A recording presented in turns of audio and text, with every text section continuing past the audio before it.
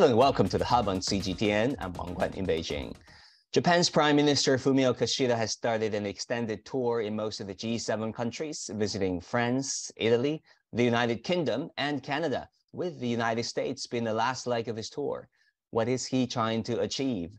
As Japan announces its biggest defense buildup since World War II, are we headed toward a new arms race in the Asia-Pacific region? First of all, let's begin with this report. The new security documents approved by the Kishida cabinet have sparked a number of debates in Japan. Some public concern have been expressed over Japan obtaining so-called counter-strike capabilities, which was stipulated in the government's 3 key defense documents, which might also lead to drastic changes in Japan's war-renouncing constitution. Can the current capability of the self-defense forces deter a threat to our country? When a threat becomes real, can they protect our country? We carried out a realistic simulation. To state it frankly, the current situation is insufficient. However, experts say debate on the country's strike capabilities will continue for some time, as it involves complex discussions on constitution revision and whether it is feasible to have such capabilities. It's actually very hard to imagine a scenario where Japan would actually have to be called upon to use these capabilities independently on its own. It most certainly would need to work with South Korea and the United States to have any chance for that to actually work in a pure military sense. Kishida said he plans to increase corporate and tobacco taxes to boost defense spending and delve into natural disaster reconstruction funds. Currently, an additional 2.1% is imposed on income tax until 2037 to aid the areas affected by 2011 earthquake and tsunami in northeastern Japan. The government is now weighing the possibility of extending that time limit and diverting part of that revenue to defense spending. A recent Kyodo News Agency survey showed almost 2/3 of the public disapprove of the plan to raise taxes to finance substantial increase in defense spending. I don't think it is right to shift the budget for disaster reconstruction to use for the defense budget. They should issue government bonds to cover the needed defense budget. I support the increase in the defense budget, but it should be funded by issuing government bonds. I don't think we should increase taxes to cover the defense budget. The government is considering tax hikes in stages from fiscal 2024. Terence Hiroshima, CGTN, Tokyo. For more on this, in Tokyo, Japan, we have Liu Qingbin, visiting professor at Huaqiao University. And also with us, we have Benoît Hardy-Chartrand, adjunct professor of political science and international affairs at Temple University, Japan. Welcome, gentlemen, to the Hub on CGTN. Benoît, let me start with you and talk about Japanese Prime Minister Kishida's trip to most of the G7 countries. What do you think will come out of the trip? It's a pretty significant trip in and of itself. It's not very often that you see country leaders visit 5 foreign countries in just such a short amount of time. In this case, as you mentioned, he's visiting 5 G7 partners: France, Italy, Britain, Canada, and finally the US. And this is sort of understandable given that Japan is going to assume the presidency of the G7, and the next G7 meeting will be held in Japan.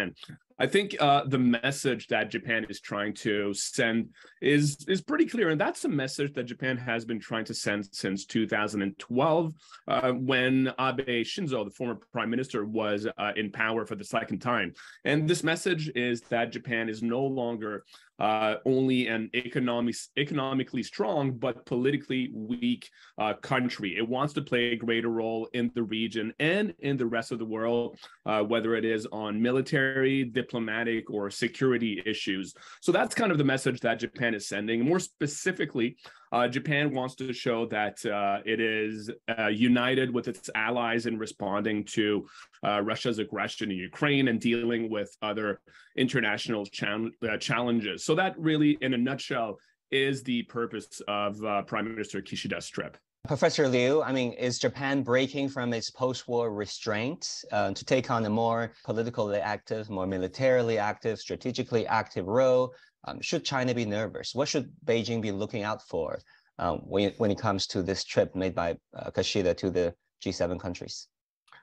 I believe part of Japan's elites really want, break this restriction, and they want to play more bigger role in Indo-Pacific region, and that's why they had their new 3 documents about their security, and they want to discuss with Washington about that, and they also want the so-called UN reform, and but we don't think we need to be nervous because Japan is facing his inside civil serious issues. We talk about this security new documents, and actually Japan and also Kishida's cabinet cannot afford the money to support their security plan. And they want increased tax, but that's possible. Japan's people now they're paid almost 40% of their salary to tax. Wow. And if Kishida want increase more tax, that's maybe civil revolution.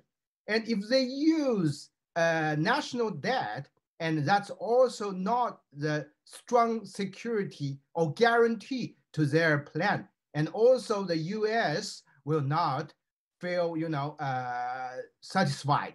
Benoît, we've just heard from Professor Liu. Do you agree with his views in that the Japanese economy, the domestic politics of Japan might not support the more ambitious and even aggressive plan of the current administration in terms of military expansion and playing a more strategically important role in Asia Pacific? This is a very interesting and important question because the support of the public will go a long way towards being able to realize the plan of the Kishida administration. Now, as the previous guest mentioned, they are planning on implementing a tax hike, especially a tax hike on companies.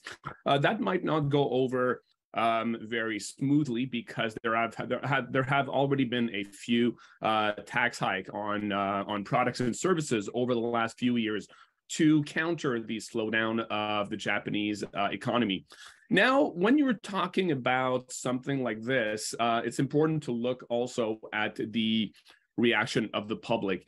And one thing that might seem surprising for outsiders, but not particularly surprising to me since I've been living in Japan for a long time now, is surveys have shown a surprising amount of support from the Japanese population for a greater military posture and for a greater military budget for Japan. So recent surveys have shown that actually the majority of Japanese people support these hikes in military budget in Japan.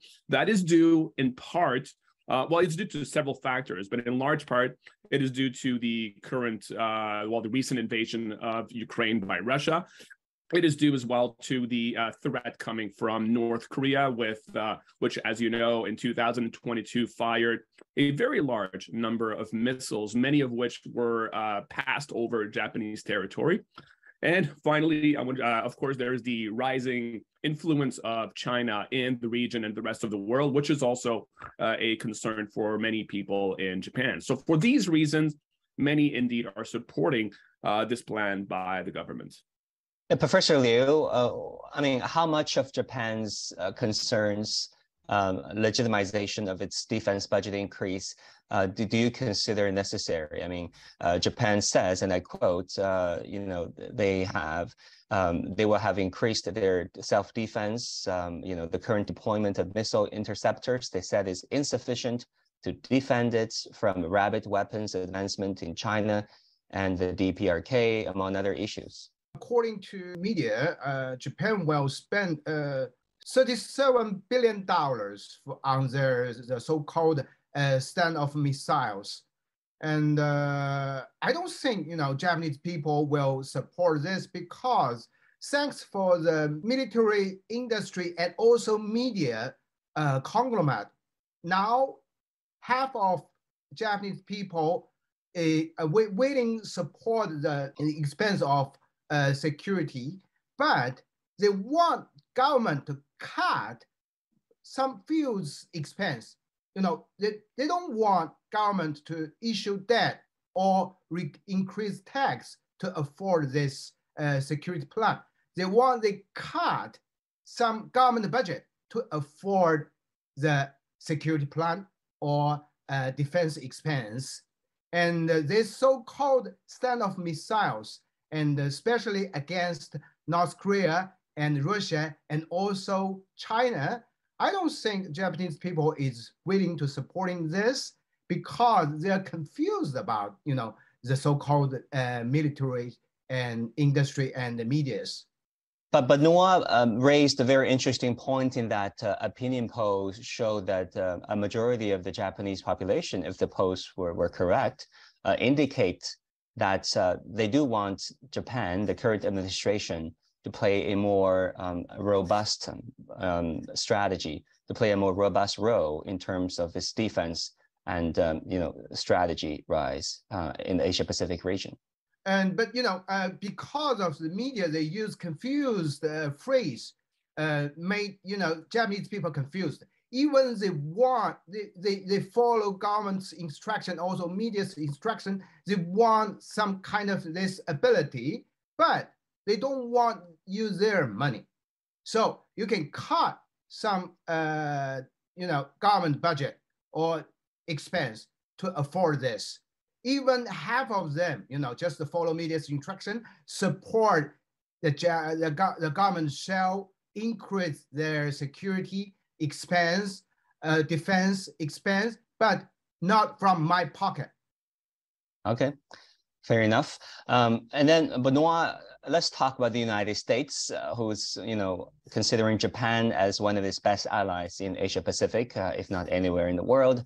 The Biden administration, which also adopted its security strategy in October, expects Japan to assist in the supply and storage of fuel and munitions in case of a Taiwan emergency. And Japan and the United States are also reportedly considering establishing a joint command to deal with the situation across the Taiwan Strait, which of course China considers its domestic affairs. How would Beijing respond? I mean, or rather, to what extent do you think a closer ties between Japan and the United States concerning Taiwan will escalate tensions in what they call the Indo-Pacific region? Right. This has, for obvious reasons, been a major topic of debate here in Japan over the last year, because with the tensions rising across the Taiwan Strait, there have been many questions within the government regarding what role Japan would potentially take in case of a contingency, in case of an emergency where the United States would potentially intervene. If the United States does not intervene in the case of a Taiwan contingency, then the question is moot. Japan will not intervene, obviously, by itself. However, if there is an emergency and if the United States, as President Biden said they would, and if they intervene, then it's almost inevitable for Japan to play some sort of military role, even though it probably doesn't have any kind of willingness to be a direct part of any kind of operation in the Taiwan Strait. There will be some form of logistical support for the United States, given that the vast majority of its troops in the region, including the 7th Fleet, is based here in Japan. So it's impossible for Japan not to be involved in some way in case of a contingency where the United States intervenes. So that's a big question here. I think most people in Japan, especially in the administration, support Japan playing some sort of role in that case. But to go back to your question, if this is a contingency that comes to pass, this will certainly have massively deleterious effects on the relations between Japan and China, because even though the current state of the relationship is relatively unstable between Japan and China, there is a willingness on both the part of Tokyo and Beijing to maintain channels of communication to ensure stability. We know that there's going to be some high-level visits and summits between Japan and China over the next few months. So that's an important step here. But a some kind of conflict contingency over the Taiwan Strait could completely wipe away the efforts at maintaining stability between the two countries. Right. Professor Liu, how do you expect Japan's military budget build-up to affect China-Japan relations going forward? I hear some stories in Japan about their budget. Even, they will spend $37 billion on standoff missiles. But a very interesting story is there's no people want to join self-defense force, Japan's SDF. So, and, the Japanese government will change the self-defense force retire plan. Now, you can get retired in SDF, until 55. But since no younger people join SDF, they need to change the retire plan, to delay to 65. So more defense budget will spend on their, on their older self-defense force members. Mm-hmm. And that's the biggest expense of their budget plan. And I think it sounds very weird, but it's Japan's reality. But the $37 billion spent on Tomahawk is a real threat to this region. Yeah. I want to shift gears a little bit and talk about, the regional conflicts in Eurasia, in Ukraine. Prime Minister Kishida has also been invited to visit Ukraine. He might not, we don't know yet. Professor Liu, how do you consider a potential visit by Kishida to Ukraine? I mean, we know that Japan follows in locksteps with the United States, but a visit to Ukraine, where a war is going on by a Japanese prime minister, is still pretty rare, right? Yes, it's very rare, but it's related to Kishida's ambitions. Japan this year will play a non-permanent member in UN Council and about the Security Council. And Japan is saying, or they have, joined the UN Security Council as permanent member. So they really want, take initiative this year to start UN Security Council's reform. And because of Russia, Ukraine, and so many countries raised questions about Russia, and especially like Japan, like German. And Kishida want to visit Ukraine to get some, support or from Ukraine, and now they can start their initiative in UN to start the UN Security Council reform, and maybe they can start some wave about UN Security Council's reform. And now Japan want to use G7, a closed group, a very small group, to start this kind of reform. And Japan may change some status in their UN's membership. But UN charters still, put Japan and Germany as enemy. Benoît, in the French-Canadian newspaper La Presse last May, you said that following the conflict in Ukraine, Japan made a volte-face and dramatically toughened its stance towards Russia after 10 years of relatively peaceful relations with Moscow.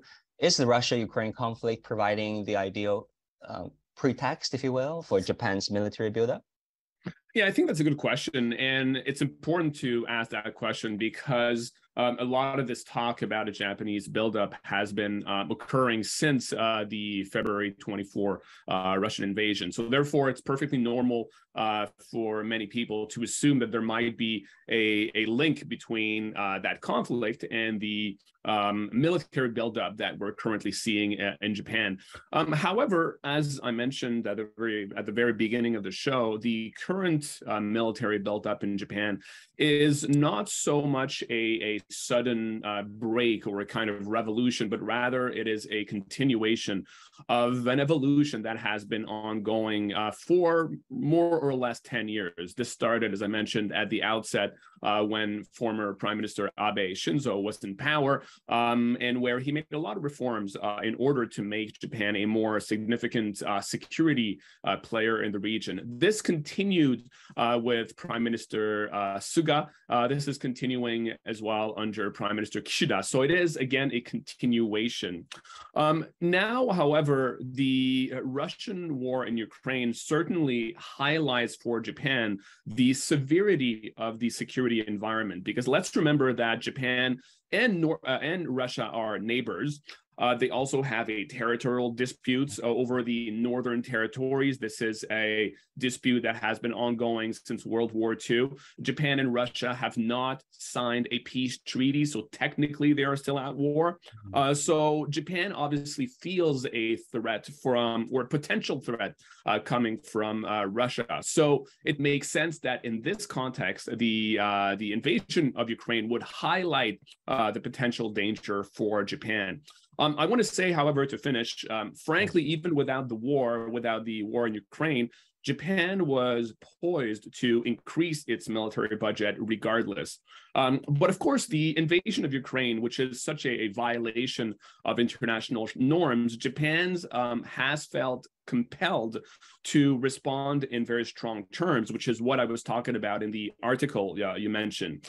But Japan is not the only country that did that. You just have to look at Germany and Europe, for example. Germany also completely reversed its position on Russia. It now has declared its intention to become a much more significant military power in Europe. So you see that Japan is just one of many countries that have been so shocked by the Russian actions that they are it's giving further justification to play a greater role in their respective region. Yeah, a lot of ripple effects from the war in Ukraine, of course. Let's hope that it's not going to lead up to a military buildup or a significant military buildup in the rest of the world. Now let's turn to the G7 in Hiroshima, Japan, later this year in May, actually. Professor Liu, how do you look at the efficacy and the impact of G7 now that Russia has been excluded, now that there have been a number of new platforms such as the BRICS, the G20, among other institutions? Okay, G7 is a very closed and small groups. And now I have very good phrase for them. They use some so-called common values to grab real values. I believe common values is not what they define, like, democracy and freedom. I believe common values is progressiveness and also tolerance. What they define the democracy and the freedom now is totally wrong, I think, especially about G7. But Kishida still want to play a big role in his hometown, Hiroshima, and also want, make his own monument about that. And consider the Russia-Ukraine, the G7 didn't play a very good role. They only encouraged Ukraine and didn't bring peace. And this time, Kishida will play a big role in his hometown, but I still want him to make G7 more open, because now G7's totally value of products and is, smaller than China's. And the BRICS and the so-called global south now can play more bigger role. I really want G7 to think about that. And also Kishida in Asia can really hear Asian people's voice. Benoît, what do you think about G7? Is G7 increasingly pitted against the global south in a Cold War 2.0, perhaps? Yeah, it's again, this is something that I fully understand how people perceive this, because we have entered a world over the last couple of years, but even more so in 2022, where it seems like we have various blocs that are pitted against each other. I don't particularly or necessarily see it as being the North, the global North versus the global South. As Professor Liu said, I think the G7 is a relatively closed group. It does remain important. However, it is 7 of the largest economies in the world. And by virtue of these countries' economic importance, the G7 does still have quite a bit of clout. It provides for the partners of the G7 an opportunity to show unity, to coordinate responses on important global issues.